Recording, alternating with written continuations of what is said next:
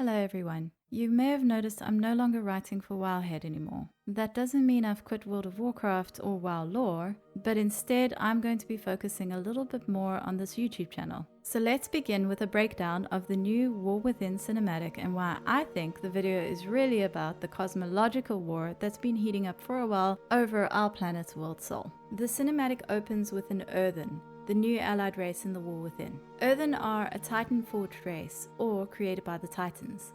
They look like dwarves, but are made of stone. The reason why they look like dwarves is because dwarves are descended from earthen. Like humans and gnomes, dwarves are Titan-forged who became fleshy after being infected by the old god, Curse of Flesh. We first learned about these particular earthen, the Earthen of Khazalgar, during the Dragonflight pre-patch, specifically from a lore book found within the revamped Alderman dungeon. Observational Report Earthen is a report by a watcher named Millennia, who describes the observations of various Titanforged subjects who fell under the influence of flesh. While some have fully succumbed to the malady, others remained resistant, whether in full or in part. Millennia goes on to describe the Earthen of Khazalgar and how strange it is that they share so many similarities with the dwarves, despite being fully stone. While physiologically the groups remain distinct, their behaviors, language, and demeanor show many similarities. The two groups have also been separated by vast swaths of time and distance, giving them no real opportunity for any sort of cultural exchange that might explain the similarities.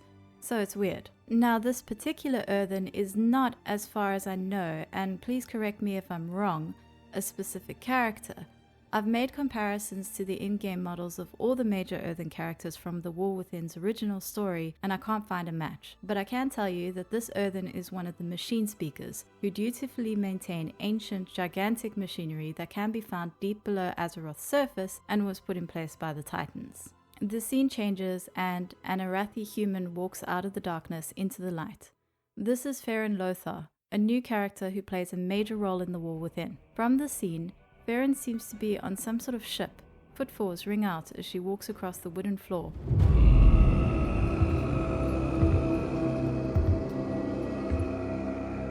Rope, rigging, barrels, and the back of what looks like could be a cannon surround her. The light appears to be coming in through some sort of grating. The ship is likely one of Harronir's airships, which we already know are powered by the Holy Flame. The scene changes again, and we meet Orwena, one of the Harronir, a new troll-like race that's been introduced in the War Within. She approaches a tentacle-like root that seems to respond to her presence, growing towards her. Officially, the Harronir are a bit of a mystery, but they were first hinted at in a lore book found in the Emerald Dream during Dragonflight. The legend of Eluna Ahir tells a story about the very first world tree, planted by the Titan Harronir herself. Back during the days of the Black Empire, when the old gods ruled Azeroth and the Titans sought to eradicate their dark influence, Harronir decided to use a gift that had been given to her by Elune, the night elf moon goddess, who we also now know is a member of the cosmological force of life. The gift was a branch from Harronir, the mother world tree that grows at the center of the Emerald Dream. The branch swiftly grew into a tree, which Harronir named Eluna Ahir in honor of her great love, which, by the way, means we officially have an Elune Harronir ship confirmed. I'm not taking any questions about it, that's just canon now. Even though the tree worked, pushing back the old god corruption, the fact that Harronir used life instead of order made Aman Thul, leader of the Titans, angry. "This is not order," he bellowed. "You have infected this world with uncontrolled chaos." And the High Father took hold of the world tree's trunk and tore it from the earth, a particularly nasty reaction that made Harronir cry. But, unknown to Amanthul, the roots of the tree remained deep below Azeroth's surface, where they fed on Harronir's tears and grew stronger. Harronir noticed, but had learned by now not to say anything. She was just happy Elune's legacy would endure. It is said that much later, as the world entered a new age, mysterious guardians arrived who dedicated their lives to protecting the roots. And, since the Harronir are mysterious guardians who protect roots, we can pretty much assume their whole deal is this Roots of Elune Ahir thing. The video switches back to Faerin putting on her breastplate. The music intensifies. A steady beat of drums begins to play. Again to the earthen working those machines, the steady beat of the machinery accompanying those drums.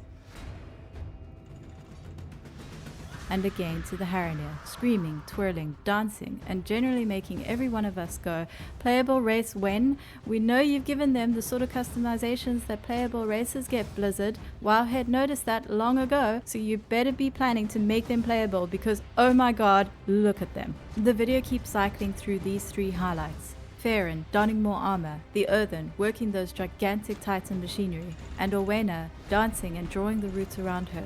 The drums only growing more and more frantic in the background. The drums of war. We are witnessing preparations for war. The war within.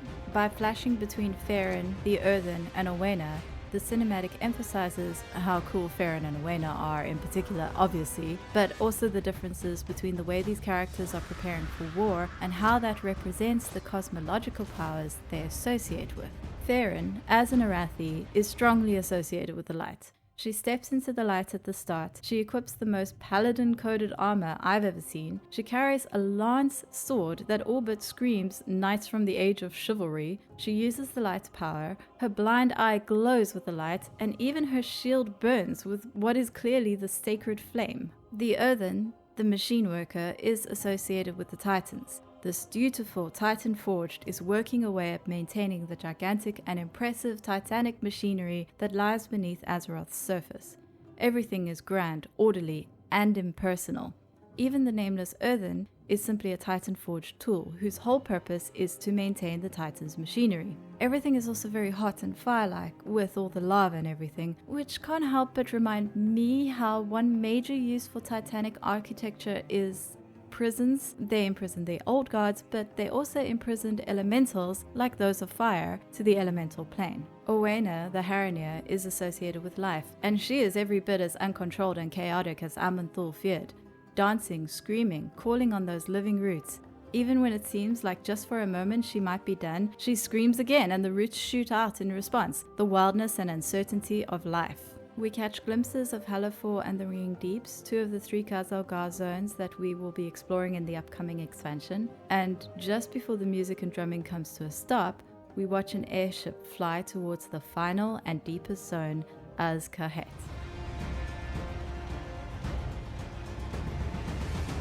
Darkness. In the silence, whispering. As it grows, we see a figure standing in the shadow. A nerubian, the fourth major cosmological force that we will be dealing with, comes into play. The antagonists in our war, the Void. Whispers, like the whispers we hear from the old gods. Nerubians, a race that is descended from the life forms that arose from the organic matter that seeped from the old gods during the Black Empire. We catch a glimpse of the Nerubian's spider-like hand as it pours a drop of black potion into the cauldron in front of it, and through the smoke, still surrounded by darkness, we see the creature's horrific, many-eyed face. Again, there is no doubt that this is a creature of the Void. The music is back as we journey through the same dark tunnel that we saw the Arathi airship flying towards until we reach the City of Threads, the great city of the Nerubians, its palace hanging suspended like a giant spider in the center. World of Warcraft, the war within. And then Xal'atath, our major antagonist. Her soft laughter, the only thing approaching dialogue in this entire cinematic. Three cosmological forces, life, order, light, facing a war against the fourth, shadow. Whether they unite or not, the Void will be fighting this conflict on multiple fronts. And yet, Xal'atath's laugh is confident, mocking. She seems pretty certain Shadow will win. And the name of the next expansion after the war within, Midnight, doesn't exactly inspire a lot of hope that it won't. So, an old prophecy about Anduin is likely to be brought up a lot this expansion. Long ago, when Anduin was still a child, Velen saw a vision of an adult Anduin at the head of the Army of the Light, leading not only members of the Alliance, but all the races of Azeroth, the Horde as well. And suddenly, the dark sky above erupted with the combined chivalry of Azeroth's races, the Blood Elves, Orcs, Trolls, Tauren, even the accursed undead and scheming goblins, rode flying mounts of every sort and description. They were armored and armed in magical weaponry, glowing with so much power it hurt Velen's eyes to look at them. Beside the legion of the Horde, the ancient night elves charged with humans, dwarves, and gnomes whose ancestors formed the original alliance, and the shape-changing Worgen were united with them. Velen's own Draenei bolstered the army.